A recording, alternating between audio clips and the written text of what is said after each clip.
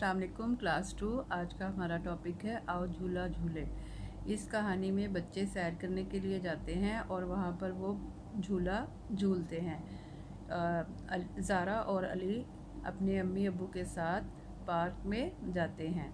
वहाँ पर वो बहुत खुश होते हैं। वो खुश और वहाँ पर वो आइसक्रीम खाते हैं और घर वापस आ जाते हैं। अब हम इस सबक की रीडिंग करेंगे। ज़ारा और अली अम्मी अब्बू के साथ पार्क में गए। टिकट घर के अंदर एक आदमी टिकट दे रहा था। टिकट घर के बाहर कतार थी। कतार का मतलब क्या होता है? लाइन।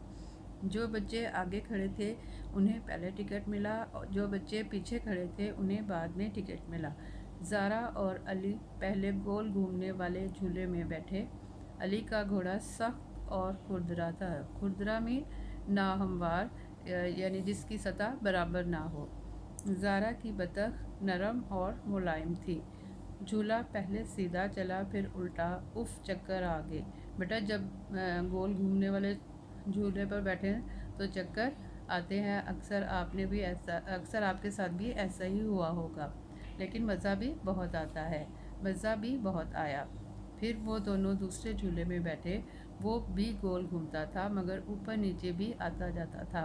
और जो झूला ऊपर नीचे आता है उसमें तो बहुत ही ज़्यादा चक्कर आते हैं। ज़ारा और अली ऊपर गए तो उन्हें बहुत डर लगा। नीचे देखा तो सब चीज़ें छोटी लग रही थी। यानी जब आप ऊपर से चीज़ों को देखते हैं, बुलंदी से देखते हैं, तो नीचे चीज़ें छोटी नज़र आती हैं। अब्बू उन्हें देखकर हाथ हिला रहे थे।